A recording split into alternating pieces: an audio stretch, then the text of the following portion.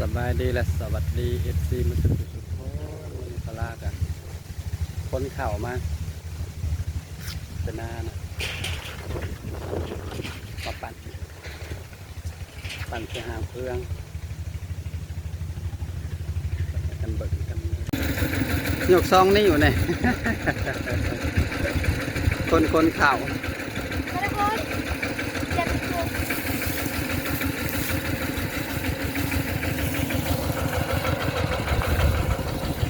เมื่อละบาทนี่น้องเอิญนั่งเทิงโอ้ยพี่น้องไปแดดอ้อน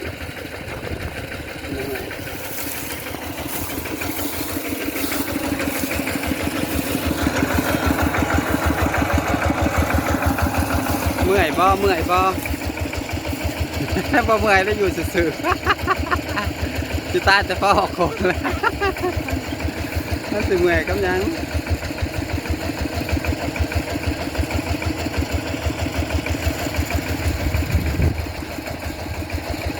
เมื่อตอนพี่น้องเอ้ยบ้านนี้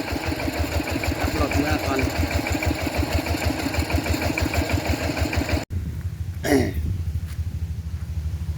ให้รถเข้ามานวดมาปั่นให้อยู่ปั่นขึ้นหางเพื่องเอ้ย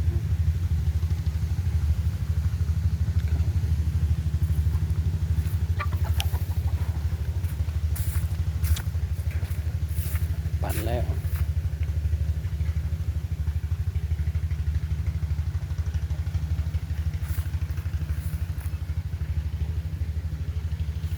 หางเพื่องก็เต็มเลยเนี่ย หางเพื่อง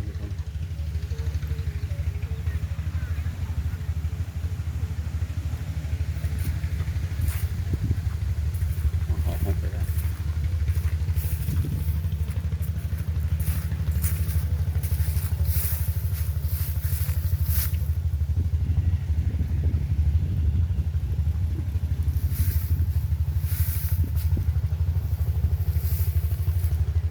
เพื่องอันนี้ก็เต็มเพื่องก็เต็มแล้ว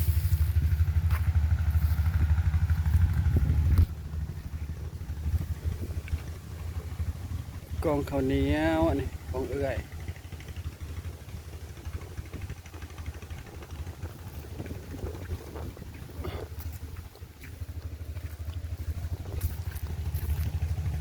กองข้าวเจ้าของข่อยเด่นข้าวมะลิข้าวเจ้ามะลิเด้ออันนี้เด้อ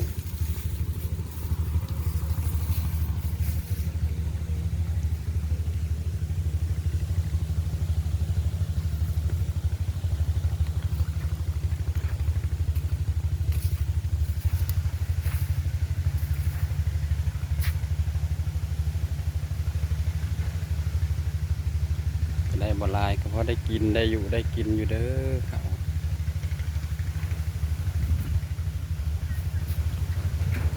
ยังอีกหยกหนึ่งได้เกี่ยวเขายัง ยังเกี่ยวอยู่อีกจักทิศกว่า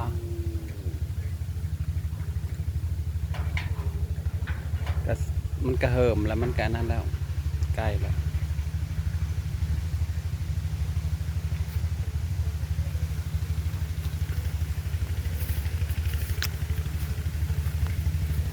ทางเมื่อบ้าน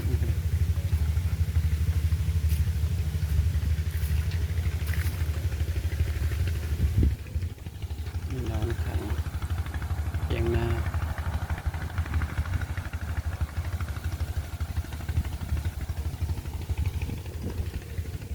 เขาไปแล้วลายแล้วเด้อยังมาทันแล้วทางมันนี่ก็ได้พบมีแต่กองเขามีแต่รถปั่นเต็มอยู่เด้อพี่น้องกำลังขุนเขียวไปก็ดีไปก็อยากแล้วเมื่อเดือนนี่คือสิแล้วเบิดตรงหน้านี่แป้นเติร์นมีแต่งัวแต่ควายละบ้านนี่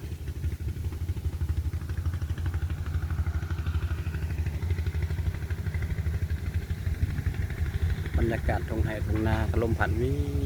นะ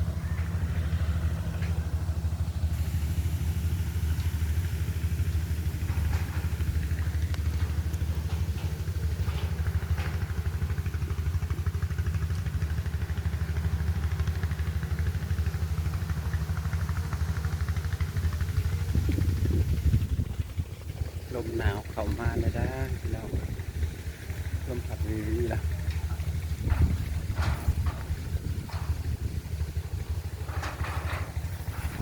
ให้เขาปั่นสิแล้วเอาเข้ามาเนี่ยอีกรอบใหม่รอบที่สามที่สี่แล้วก็สิแล้วระบาดเนี่ย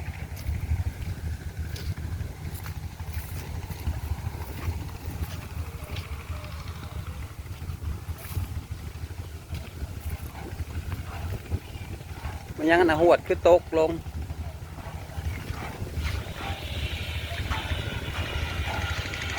หัวจุ่มไปโทรศัพท์อยู่หันแหละกินข้าวบ้าง เมื่อจากเขา ไม่เป็นข้าวบ้านหัวก็ตกลงมาหัวขึ้นเพิ่นไว้นี่